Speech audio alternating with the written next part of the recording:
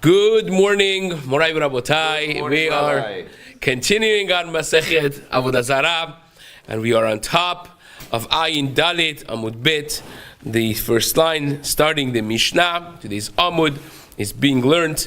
L'schut refuah shelema of Rachel Simcha Bad Nahid, Shahram Shalom Ben Turan, and Yasmin Bad Sarah should have refuah shelema be'ezrat Hashem. Amen. So this is a new.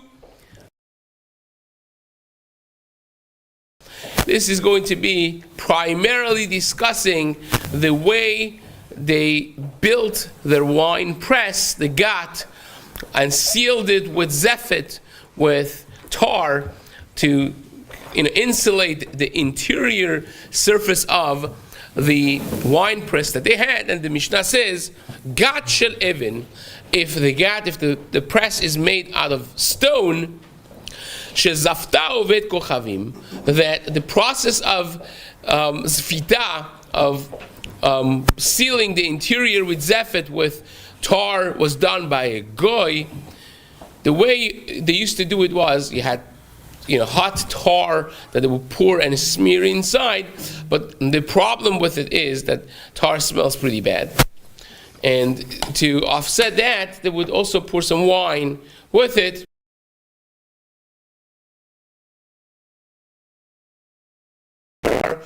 How do you deal with it?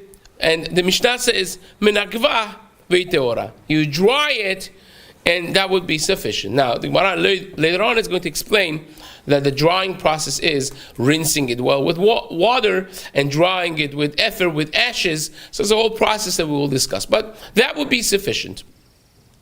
You dry it, you take care of the wine that has been poured there, and that would suffice. Veshel etz, but if you have a wine press made out of wood, then you need much more zephet, much more tar in the interior to make it smooth and nice. It's not like stone. Stone doesn't have a lot of crevices and cracks necessarily, versus the etz that has, absorbs more, it has more cracks in it. So therefore, you need a larger amount of tar, and hence, larger amount of wine is going to be poured on it. So it's not going to be sufficient necessarily with just washing and rinsing and drying. But says the Mishnah, Rebbe Omer yenagev, v'chachamim omrim yiklof et hazefet. Over here, Chachamim disagree, and they hold that you need to peel off the entire zefet and redo it by a Jew, and that's how you're going to kosherize the gat, the wooden press that you have for your wine. And says the Mishnah, Veshel cheres, and the worst of all of them is earthenware. If you have something of kli cheres is bolea, it takes in the bliot, it absorbs the wine, and it does not necessarily get rid of it easily. So therefore, by kli cheres, afal pish kalaf et hazefet, harezu asura. Even if you would actually peel off the zefet, still, we assume that the bliot of wine that was poured in the process of sealing it with tar have been penetrating inside the earthenware, and therefore it's not going to be good even if you peel off the zefet. And it's asur. Fine, says the Gemara, Amar Rava, Davka Zafta. The Mishnah says, Gat shel even shezavta ovet kochavim. Only if you have the goy do the process of sealing the interior with zephet, with tar, that's when you need to wash, rinse, and dry. Aval darachba lo.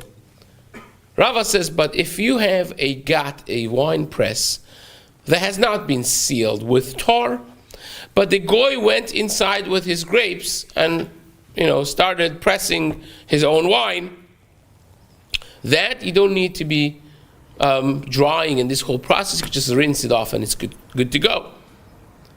You can use it after him. You can share a gat. The goy goes and does his thing. You rinse it off, you wash it, and then you do your thing. So says the Gemara, Pshita. That's pashut. The Mishnah only says zaftah. The Mishnah only talks about a case that you had to seal the interior with zefit. But it's mashma from the Mishnah that without the process of zaftah, it would be good enough to just rinse it off and use it afterwards. So says the Gemara, no, it's not so simple.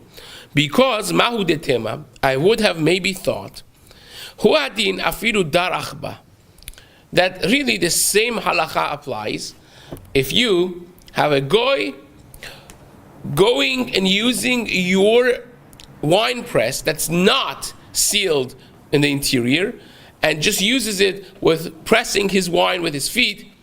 It's going to also be requiring a process of rinsing and drying with water and with ashes and all of that, because at the end of the day, what's the difference?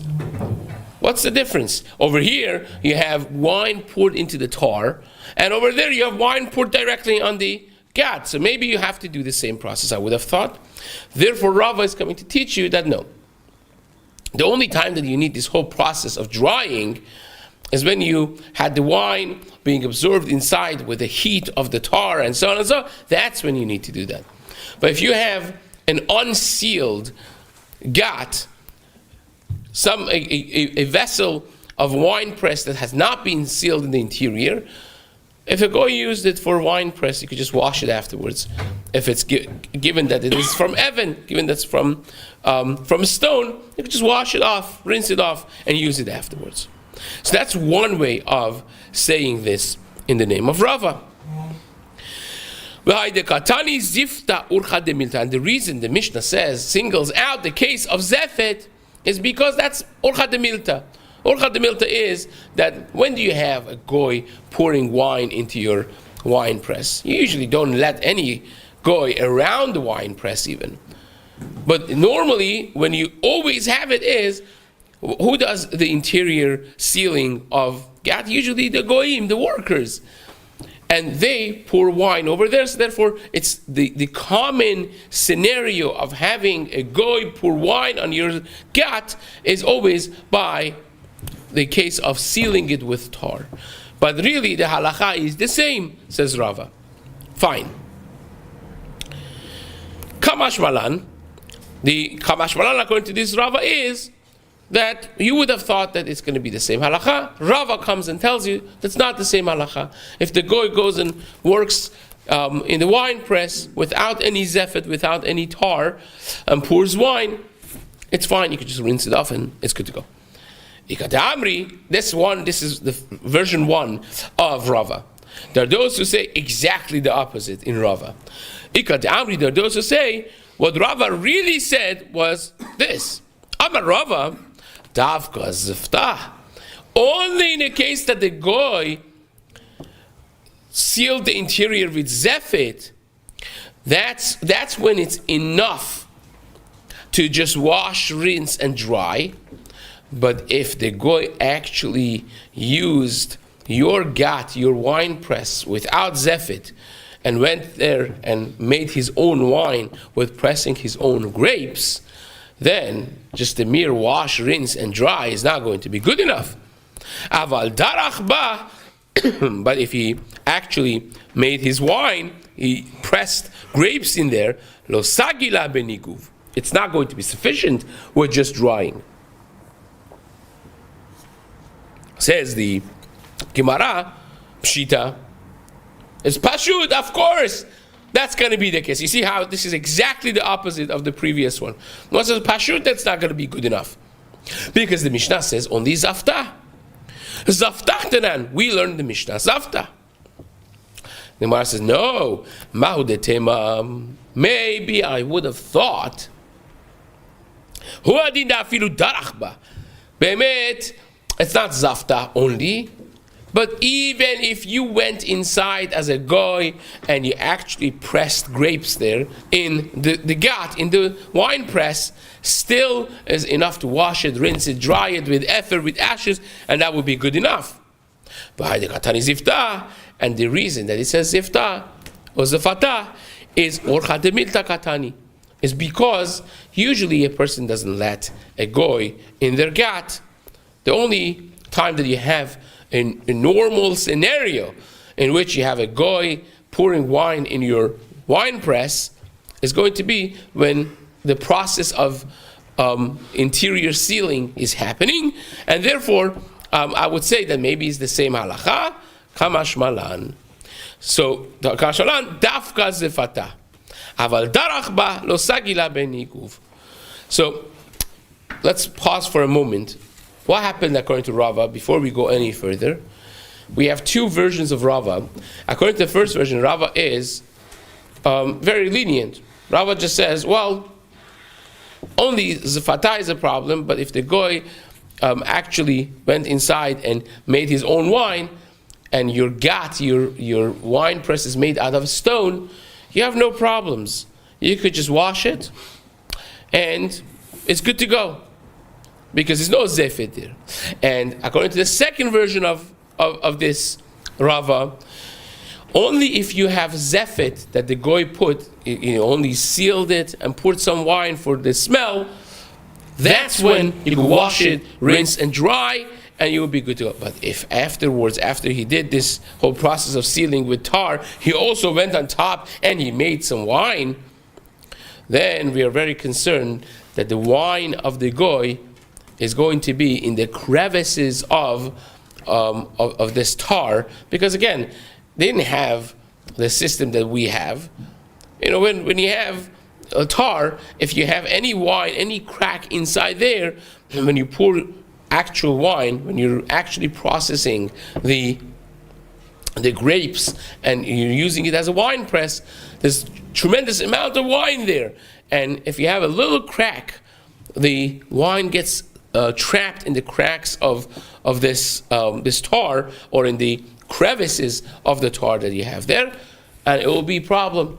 So therefore, the second shita, the second version of Rava, is more machmir. It says, look, if you have this tar already by the goy, and then the goy goes and does a wine press, then it's no good.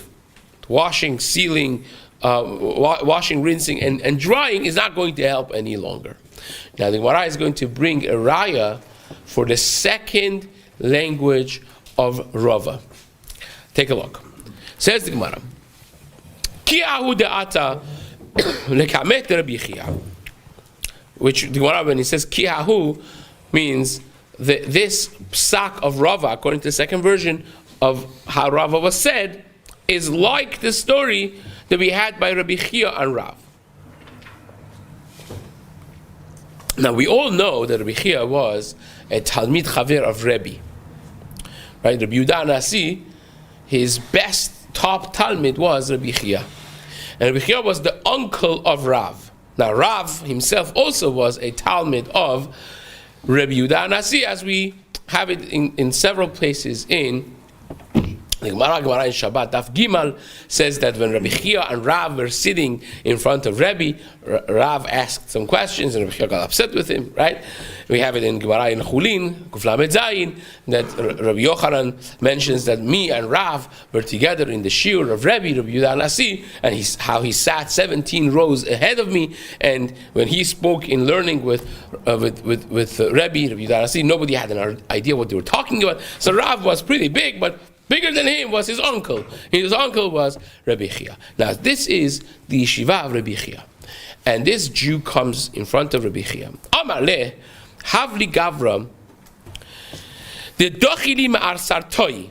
He says, give me a Talmid Chacham that comes and checks my wine press because I made a mistake. I had a goy that came and sealed the interior of my gat, my wine press, with tar, and now I want to make sure everything is kasher ve'yashar, right? Send me the best mashgiach you got.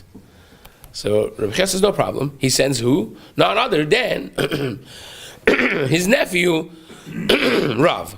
So Amar le Rav, Rabbi Chia tells Rav, Zilbade, go with him, and see to it that you kosherize and you check the thing in a way that he does not end up with a wine that's not kasher, and then he's going to be upset and he's going to come to the Beit Midrash and yell at me, right? So, Azal, Rav goes with this fellow to his wine press. And he sees that Taka, this guy, has made an artistic job of interior sealing, and the zefet, the tar, is super duper smooth. No cracks, no crevices, awesome. So, says, he was about to say, Amar, Havadai beniguv sagi. Said, well, this, you could dry it and it's good to go. This is so good, so smooth, amazing. But then, as he's checking upside down, in and out, he realized that the crevices and cracks of this stone from outside is filled with wine. Filled with wine. Now, this is a new thing. It's not supposed to be like that. He saw chaza pila mitute. He saw cracks in this even in this stone. This, again, remember, this is a wine press made out of stone. So it's filled with wine, dripping wine. So it was clear, the Gemara doesn't say, but it was clear that this guy also had used it to press his own wine. He didn't just do the sealing process, but he actually had done a wine press inside there. So now, according to what we learned, before we even see what the Gemara says, what should be the halacha? Well, it depends which language of Rava you follow, right? If you go after the second language of Rava, that's exactly the case Rava was talking about. Says Rava, yeah, if you have a goy sealing your wine press with tar, you wash it, you rinse it, you dry it, you're good to go. But if he also on top of it goes and does a dricha, he actually presses wine, then it's no good, you have to peel it off. You have to peel the whole thing off. That's what Rava said. And says the Gemara, that's exactly what Rav paskin. Omar, that's what the Gemara is bringing, a raya from an earlier generation. Again, Rav is Tanahu Upalik. Rav is the in-between person, perhaps the only in-between person between the Tanaim and Amoraim. We generally speaking assume Rav is a Amora, but if push comes to shove and Rav seems to say something against a Mishnah or against a Braita, we're saying no problem, he could take on a Tana. Rav Tanahu Upalik. So this is the first generation of Amoraim, and Rav, of course, is much later. So we're bringing an earlier source as a proof for the psak of Rava in the second language. So Amar halosagila beniguv, said Rava, the psak is you have to peel off this whole thing. No good. It's not good enough to just wash, rinse, and dry. Ela bekiluf, you need to peel it off. Vehainu da'amali chavibi. And after he passed in this, Rav says, oh, this is what my uncle, he calls him Habibi in Shas, my dear one, my uncle, right?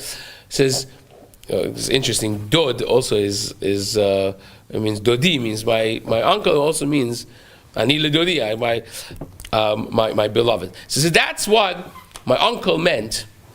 So my uncle meant, Chazi de lo masvachat alai b'midrasha. It's good that I paid attention because these things could go wrong. You come and see it on the surface level. If a regular mashgiach, regular Talmid Chacham would come and say, oh, she's great. And he would say it's mutar, but then it would turn out that it was full of yain nesech and it would become asur. The guy would be upset, he would lose money, and he would come yelling in the Bet Midrash. So Baruch Hashem, he figured it out. Tan Rabbanan. The Gemara says, we learned Hagat v'amachas v'hamashpech. These are different kelim for dealing with wine. Of course, gat, we already know what it is, right? That's the wine press. And machas is like a ladle type of thing. It's a kli that you would take wine out of the pit, out of the bore, and pour it into the to the jogs of wine. The mashpech is like a funnel that used to use it for pouring wine from one vessel to another vessel. These are all earthenware, right? These are all made kli cheres, Rebbe matir benikuv v'chachamim osir. Rebbe says you could get any of these items from a goy and use it. Any of these items you could get from a goy and you could use it, no problem. And says the Gemara, Rebbe, and this is what Rebbe says. Chachamim say no. What do you mean it's kericheres? And kericheres absorbs things inside, so you can't use it. Someone look at Rebbe and Chachamim. Rebbe bekankanim shelo v'kochavim. Sheas Rebbe himself, even though that he's lenient by these three vessels that we just mentioned, he agrees with Chachamim that if you have a jug of wine made out of earthenware, that for goyim that they put actually their wine inside, that's for sure asur. What's the difference? All of these four items that we mentioned are from earthenware. Right? The gat is also keli cheres. The funnel also keli cheres. Right? The machatz, the ladle type of also. So what's the difference? So says the Gemara, Uma fresh ben zelaz. What's the difference? Because ze machniso bekiyum, ze in machniso bekiyum. Rabbi says, well, according to Chachamim, there is no difference. According to Chachamim, all four of them are asurim lachem. According to Rabbi, says the Gemara, the difference is the time. By a funnel, you pour the wine from one end, it goes to the other end, a second or two or three or five or 10, a few seconds. That's all the contact that it has. It doesn't have time to be swallowed in. But when you put wine in a kli cheres and it stays there for days at a time, or for months, that little by little it seeps in and it gets absorbed, and that's the problem. V'shel etz v'shel even. How about if they're made out of woodenware or out of stone? Says the Gemara, shel etz v'shel even, you're not give. If you have wooden ones or stone ones, you just dry them, you wash clean dry, and that would be fine. Listen to this. But if they already have been sealed with tar, asurin, they are asur. Now we have got a problem. Because we just said, if you have zefet, our Mishnah said, what do? Well, it depends. If it's even, according to everyone, you could just wash it and dry it. And if it's etz, according to Rebbe, you could just wash and dry it. According to Chachamim, you have to peel it. But this one seems to say, regardless if it's etz or even, no good, you have to peel it. That's a stira. V'hatanan gatshel even sh'saftab oved kochavim minageva v'iteora. Didn't we just say that even, you just dry it and it's good to go? The Gemara says, no, it's not a stira. The Mishnah is talking about the case that the goy only did the sealing process with tar, but didn't touch it afterwards. This Tanu Rabbanan is talking about the case that he did that, and then he went on top of it, and he did one process of wine press also on top. It's mamash, a wine press of a goy. So he has done his own wine press in it as well, and that's the problem. So says the Gemara, matnitin telo darachba. Our Mishnah is talking about the case that only the tar seal has been done by the goy, but no wine press by a goy. The Braita is talking about the case that the goy, on top of that, also did his own wine press inside of this gat, and therefore it's not sufficient doing just a drying process, but you have to actually peel it off. This becomes again yet another raya, but this time not just from Rav, who is an early Amorah, but from a Braita itself, clearly like the second language of Rava, that if the goy actually uses it, then it's going to be a problem. So, Amar Mor.